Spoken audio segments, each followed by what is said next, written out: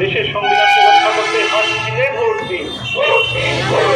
বন্দে মাতরম, বন্দে মাতরম, বন্দে মাতরম, বন্দে মাতরম। अमर रहे, अमर रहे, বিধানসভা কেন্দ্রের জাতীয় কংগ্রেস হাত মিলে ভোট দিন। 83 নম্বর বলি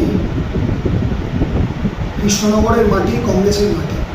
আমি প্রথম দিন থেকে বলছি এই মাটিতে বিজেপির কোনো জায়গা নেই। আর তৃণমূল কংগ্রেসকে কৃষ্ণনগরের মানুষ দেখে নিয়েছে, আজ থেকে দেখেনি, সেই পরিবর্তনের সময় থেকে দেখেছে, বিরক্ত হয়ে গেছে।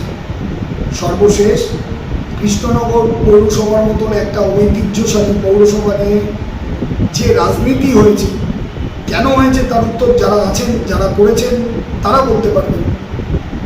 তাদের মধ্যেও দ্বিধাবিভক্ত আছে, আমি দায়িত্ব নিয়ে বলছি, তাদের মধ্যেও দ্বিধাবিভক্ত আছে, সবাই কিন্তু সমর্থন করেননি। পৌর পরিষেবা পাচ্ছে না 25টা ওয়ার্ডের সাধারণ মানুষ। সাধারণ মানুষ তো কোনো অপরাধ করেনি, তারা কেন রাজনীতির শিকার হবে? তাই আমি মনে করি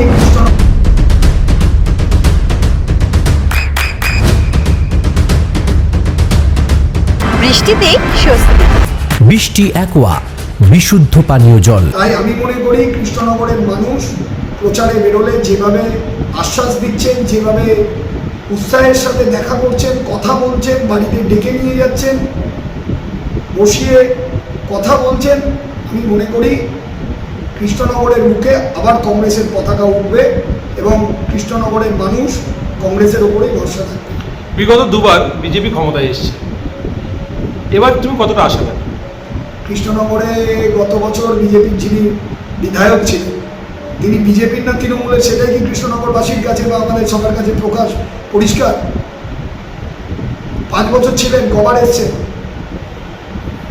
মানুষের যদি একটা বিধায়কের বা বিধায়িকা যিনি হন জনপ্রতিনিধি, তার একটা যদি সার্টিফিকেটের দরকার হয়, তিনি কোথায় যাবেন? অফিসে গেলেন, তার কোনো প্রতিনিধি থাকলো, দিয়ে দিল।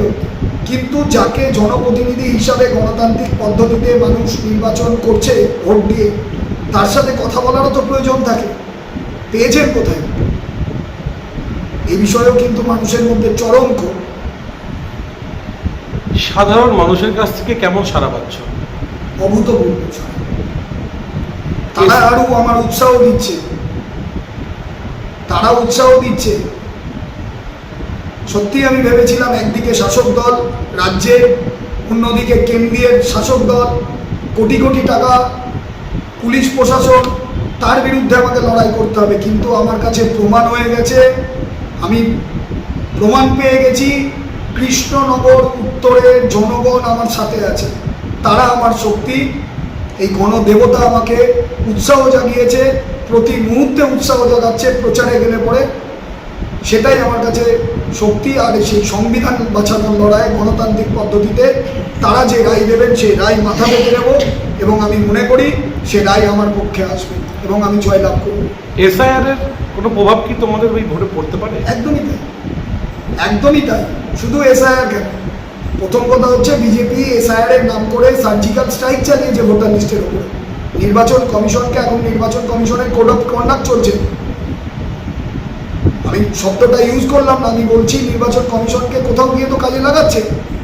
বিরোধী দলনেতা এসআইআর এর আগে বলেছিলেন 1 কোটি রোহিঙ্গা বাদ যাবে পশ্চিমবঙ্গে, যা বাদ গেছে তার থেকে আর কতটুকুনি বাদ গেলে পরে 1 কোটি হয়ে যায়। ভেবে দেখুন, এসআইআর এর নাম করে মানুষকে হয়রানি স্বীকার করছে। অন্যদিকে নিত্য প্রয়োজনীয় জিনিসের দাম, গ্যাসের দাম, পেট্রোলের দাম প্রতি মুহূর্তে বাড়ছে, মানুষের নাভিশ্বাস উঠে গেছে। তার বিরুদ্ধে আমাদের লড়াই এবং মানুষ সাথে আছে। আপনার সন্তানের উজ্জ্বল ভবিষ্যতের সঠিক দিশা জেআরএস পাবলিক স্কুল।